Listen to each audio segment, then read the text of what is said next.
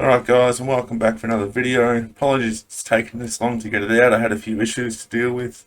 Finally sorted them out, and we're going to be looking at Hypothetical History's Guide to Australian Special Forces.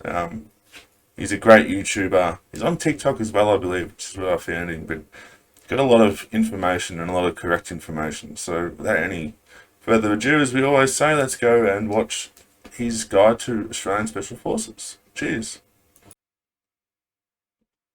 Right, so obviously before we get started, I just want to address one thing. There's obviously not a lot of information around Australian Special Forces and any Special Forces for that matter. So I think this is a good video that gives away a little bit and explains how they work and what units are involved without sort of breaking OPSEC as we speak. So let's get started.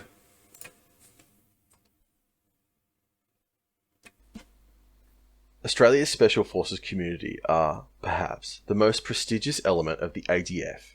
Special Forces have been at the forefront of Australia's contribution to the global war on terror, seeing extensive action across the Middle East.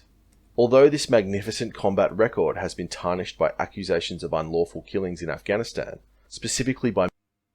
That's something I'm not going to go into. We're looking at the Special Forces today and their roles and the units that come under SOCOM Australia. So I accept those allegations. We're not gonna cover them. Members of the Special Air Service Regiment. The ADF Special Forces legacy is still one of professionalism, gallantry and excellence, a capability that remains one of the best in the world. In 2003, with the growing burden placed on Australia's Special Forces community, the ADF Special Forces units were placed under a unified command structure, the Special Operations Command. SOCOM-D now contains all of the Army's elite Special Forces units. It is typically commanded by a Major General and has a strength of over 2,800, including reserves. The Special Operations Command order of battle is as follows. The Special Air Service Regiment. Just pause it here and say that a couple of these weren't, when I was in around 2008, that sort of time frame, I was still sort of figuring out how to work Special Forces and how to have, the jobs that needed to be attached to them, how they would figure that out. So a Special Operations Engineer Regiment was pretty new. I think they just used to get sappers from 3CER, like a volunteer thing to go work with SF. And same as Special Operations Logistics Squadron.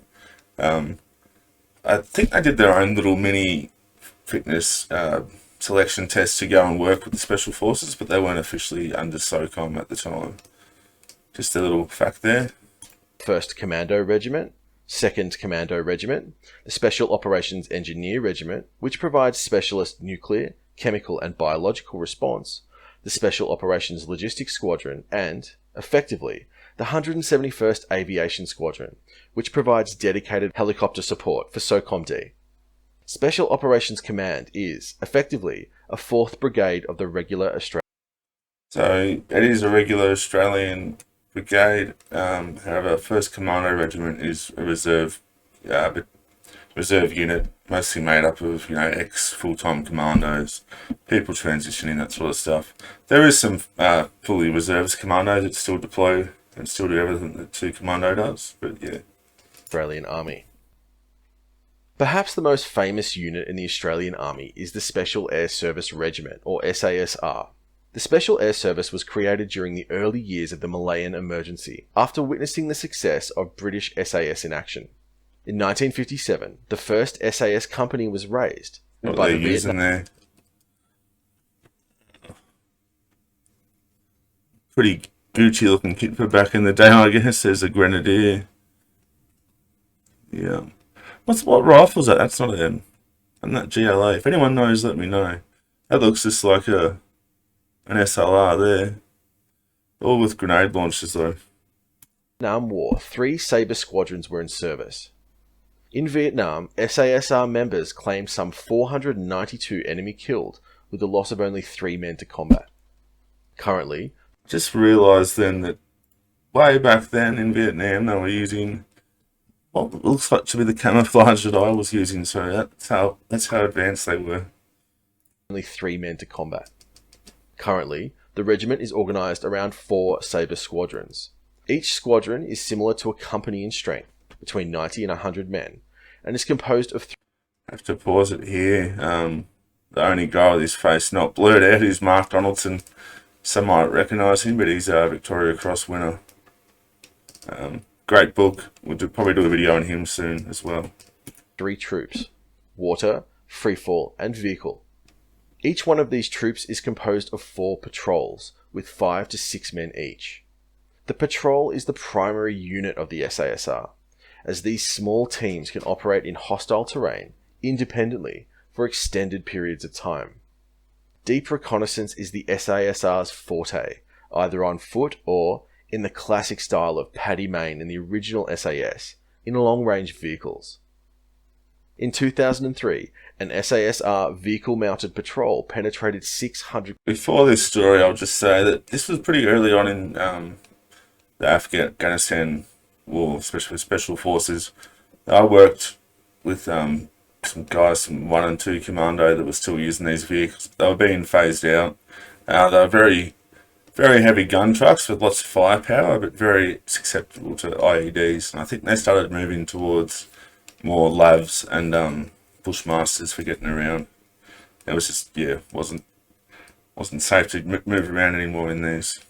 Kilometres into Iraq, and was, for several days, the closest Allied element to Baghdad, gathering intelligence on key roads and airbases.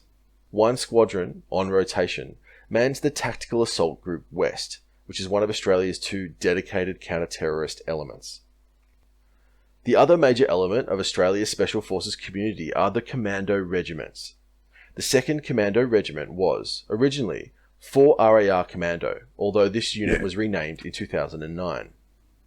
The Australian Commandos can trace their lineage back to the independent companies of World War II, formations of around 250... As I said before, we did have this lineage back to, Zip Specials, their unit and stuff like that, but at the time when I was in there, I don't think there was 4 RAR Commando, but they weren't structured like they are now.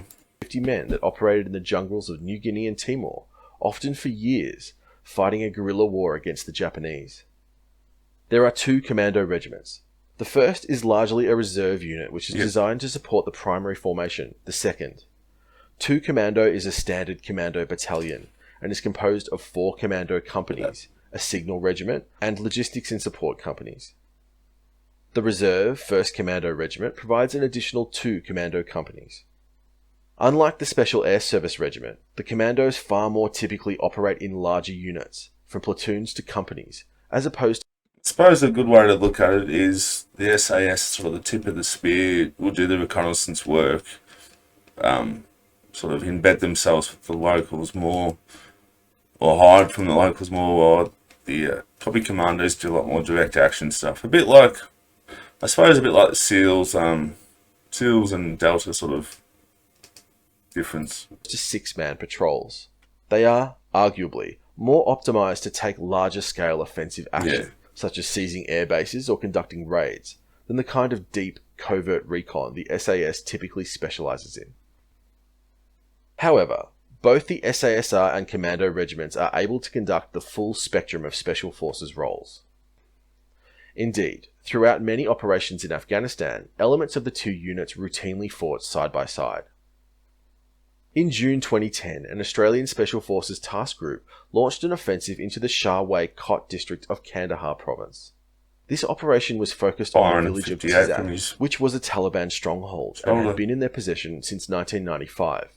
On the 10th of June, Alpha Company of the 2nd Commando Regiment made a helicopter assault on the village, where they came under intense machine gun fire in the landing zone.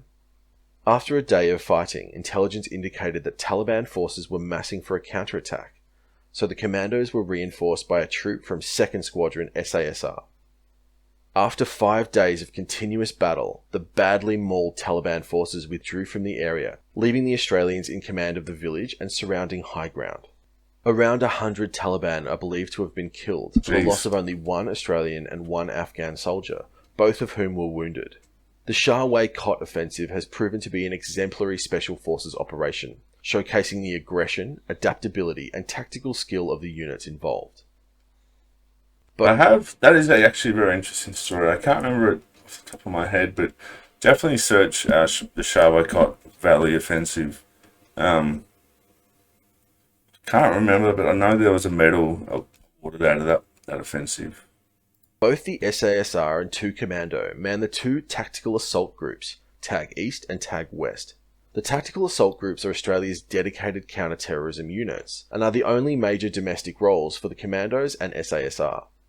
The tactical assault groups are focused on high-end counter-terrorism on land or sea, and routinely train in retaking aircraft, buildings and ships.